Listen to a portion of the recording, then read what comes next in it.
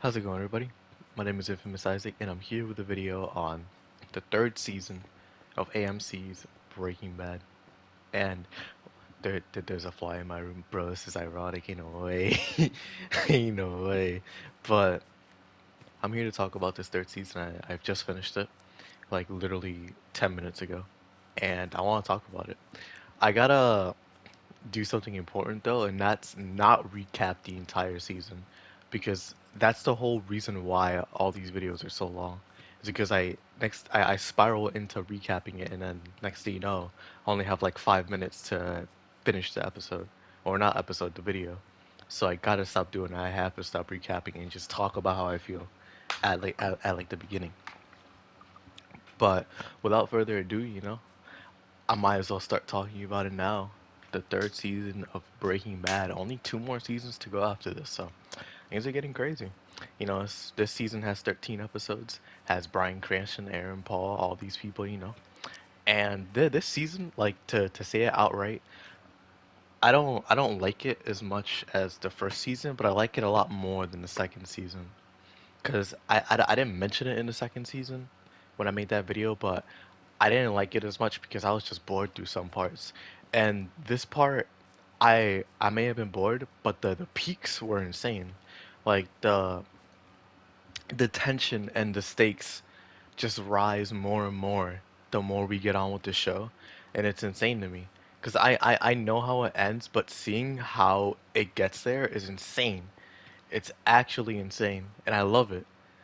Like this season, I didn't I wasn't too invested in until a certain point. Like episode 1 until like episode 6, I wasn't too crazy about because I was bored for some of it. Not all of it. Like those episodes had good parts. I won't deny that at all. Those episodes had really good parts. Actually, when did that happen? 1 minute. Yeah, okay. So it was like episodes 1 through 6 where spoilers, by the way, I forgot to mention, I will be spoiling stuff in this, but where Hank beats up Jesse and all that, and he has that conversation with Marie where he's gonna get sued, and he's talking about ever since El Paso and killing Tuco Salamanca, how that affected him greatly and severely, and how it's left him changed, and it has left him changed compared to the Hank that he was in the beginning of the show. He's a completely different person now, very angry and irritable. Excuse me. So it shows how much he's changed, like the other characters in the show. So like there's good scenes in these first 6 episodes, and you have the twins, you have Tuco's cousins, you have the old guy coming in, like Tuco's uncle, I think Tuco's uncle coming in and being a major force even after season 1. Like it's crazy. You have that scene with Walt breaking into his own house, taking a shower, and the two cousins are waiting at the bed, bro. Like the some of the shots in this show are ridiculous. And I know that this isn't even the peak either, because they're still season 5, and those shots are unbelievable, bro. It feels like it's an actual movie. It's insane. So I know like the cinematography can be out of this world, but episodes 1 through 6 were like kind of lowlights for me at some points because I struggled to watch through some of them. Sometimes I was just really bored. But that doesn't mean that they didn't have good parts in them. Because this season wouldn't be as good if it was just Flash without the fire. Because the second half of this season is definitely the fire. And it really shows that when Hank gets pulled up on by the cousins. That scene was so fire, bro. That scene was amazing. I love it. Like some of my favorite moments in this season are some of my favorite moments in the show by far. Like as they've happened, they've been so good. And one thing about this show as well is that it does one-to-one talks with characters really well. Like season 2 when Walt was talking with Donald, Jane's dad, but when they were having that conversation at the bar, that was really good.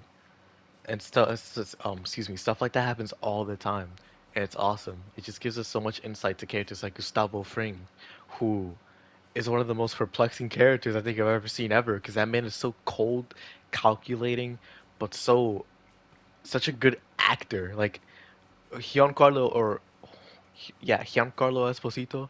Um, he's such a good actor. It's scary, bro. It's actually insane.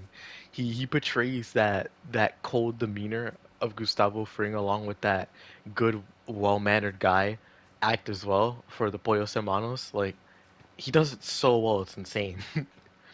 But this this season, man, this season really takes things up to another level in terms of the stakes and the tension. I have to keep mentioning that things just get worse and worse the more that they stay in. Like Jesse, the same person from season one who was like, he was a gangbanger or not a gangbanger. He was basically a drug dealer. Well, yeah, he was a drug dealer, and still is, as a matter of fact, selling selling meth with chili flakes on it.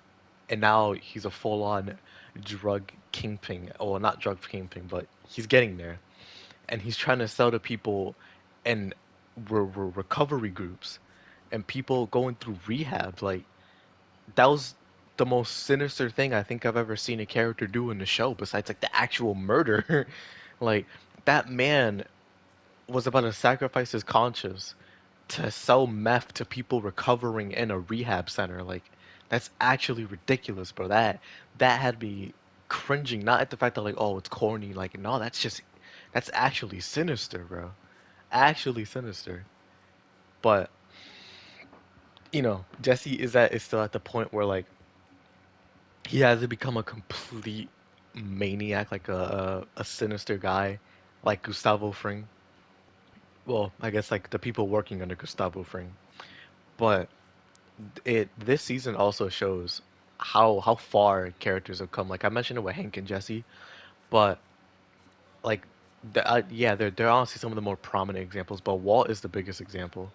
Like Walt from season one is a completely different person from Walt in season three. Like what the first episode of season one where he walks outside the RV and he has his underwear on and all that, compared to the Walt in the final episode of season three, that completely different people, and it's insane because this is only season three.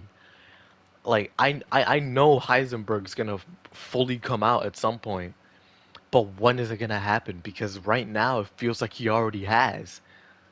It's scary. It's honestly scary seeing how well these actors portray these characters and how good the character writing is to the where like these people are not the same. Like Skylar being one of the biggest like uh moving the plot forward by causing tension with Walt by like getting divorced with him, kicking him out of the house, having issues with him because he's not being honest. One of the people who was outside of the circle that he has to now trying to uh propagate. No, no, no. Like not propel either. More like keep the business going, the drug situation going by helping him out by money laundering, by doing the money laundering herself. And like that's crazy to me because she went from being a great wife to cheating on him with Ted Beneke to trying to help him with the money laundering, and at this point, foregoing all like conscious, like good conscious decisions.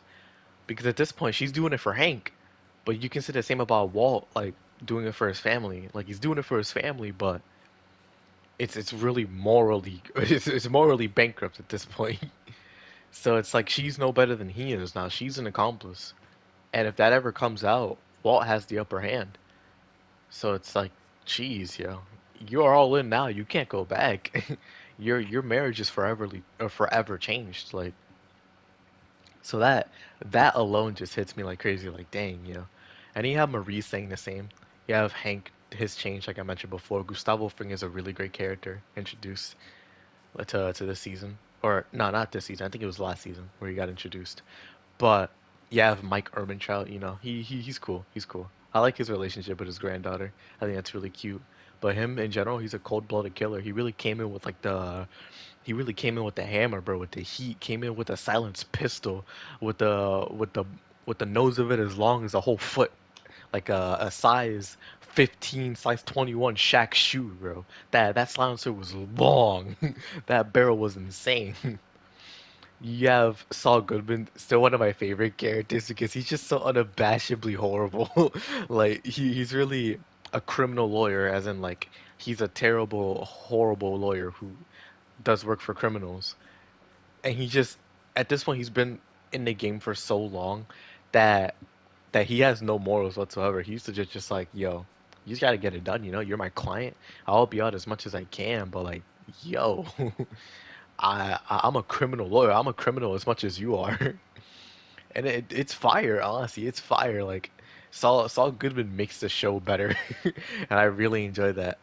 Like I can see why he has two of his own shows. I don't know why Slip and Jimmy exists, but Saul Goodman, you know, he's cool. Actually, speaking of Saul Goodman, I didn't know that Slip and Jimmy was Saul Goodman. That like I don't like that at all.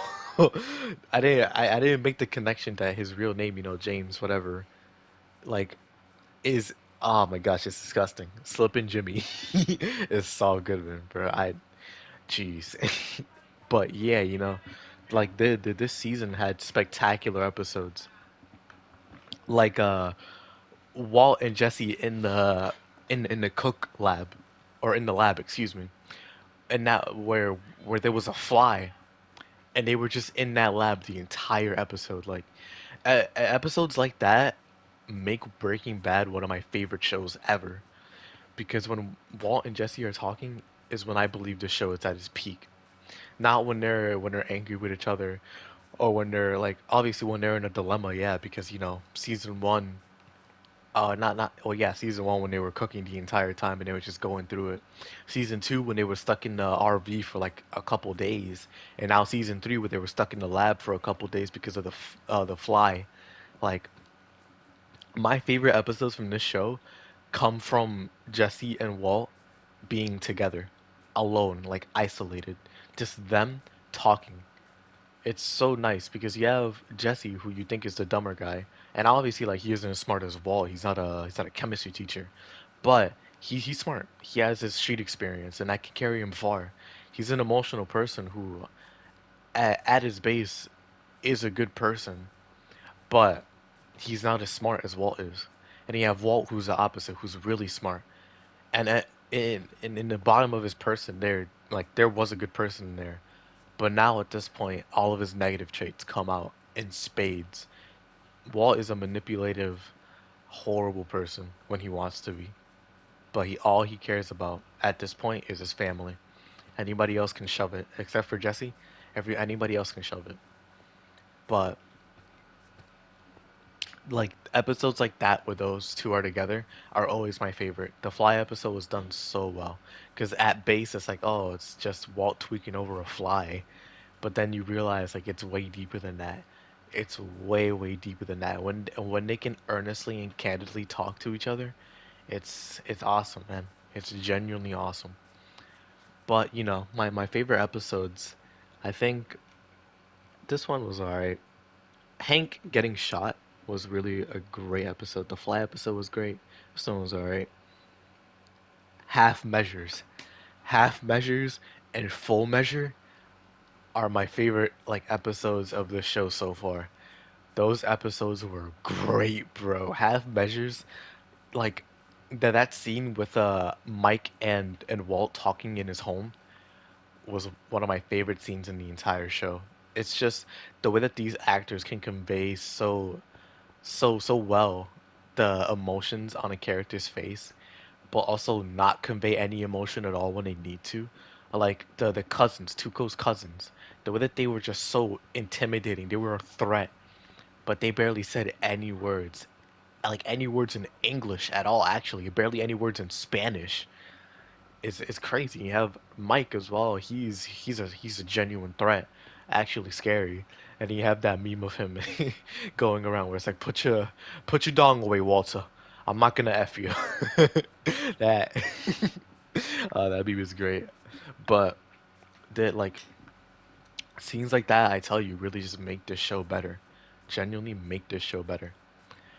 But overall, season 3 was great. It wasn't the best. that I've seen from this show, well, it was the best that I've seen from this show, but it also had some of the most boring for me. Like I said, like the beginning with Walt getting kicked out of the house, like I was just bored. I was really bored.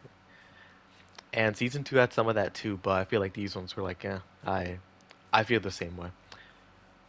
But since it's longer, it's a little worse to me. But if I had to give this season a rating, honestly, I'd say I'd give it like a 6 at its worst, but a 9 at its best. So rounds out to like a good 7 to 8 out of 10 overall. This season was great. I'm gonna call it like praising Breaking Bad, but so far, like if I had to rank it, it would be season one, season three, and then season two. Because season two to me was probably the worst one. And my opinions are all gonna change as I go throughout the series because it's been so long since I've seen the video that I made on season two. But season one is my favorite so far. Season three is my second favorite, and then season two is my least favorite. And after this, I'm gonna be going on to season four, and I'm gonna see how all that's going on. I can't wait, bro. I'm so close to finishing Breaking Bad. I'm over halfway now. It's insane. It's actually insane. I can't wait to talk about season four, and I hope you guys are all here to watch it. But that's gonna be it for me for now. This has been me talking about Breaking Bad. There's like I feel like I'm missing something. Yeah, I feel like I'm missing something. Oh, Walt going into Skylar's house and just sitting there, bro. Like that was one of the biggest power moves ever. That man really called her bluff and he was right the whole time. Like I'm telling you, Walt is a devious, dubious, and maniacal little creature, bro. He's actually despicable. Like it's insane. And it's wild, right? Now that I think about it, I'll end the video soon, but it's wild to me how Holly, right, their daughter, is so she's a baby, right? She's a baby. Of course, she's not gonna have like any moments talking or anything like that. But she's such an important character for doing nothing, for literally doing nothing at all in the show. And I don't mean that like, oh, I expect her to do something. She's a baby. She's a newborn. Of course, she wouldn't do anything. But it's just the fact how much power she holds in the show in terms for like Walt and Skylar. But she's a baby, like she hasn't done anything. Obviously, because it's their child. But like Walt Jr., he talks, and he doesn't even hold that much power compared to her. He still holds power, but he doesn't even know it. Walt Jr. is legit just a good son, but Holly is a baby with so much importance to the story. It's insane. Like, by the way, Walt Jr. is a great character. I gotta give it to his actor, and I gotta give it to the character. Walt Jr. is so funny, bro. Like, he's the only good person left in this show. For like, he's just such a good, caring person, man. Jeez, yeah. Walt Jr., son of the year. I gotta give it to him, bro. But yeah, thank you all for watching as always. I hope you all enjoyed, and I'll be back here in this Breaking Bad mood when I finish season four. Whenever that is, I don't know, but I'll see you all here. I'll check y'all out. Have a great rest of your day, and I'll see y'all later. Peace.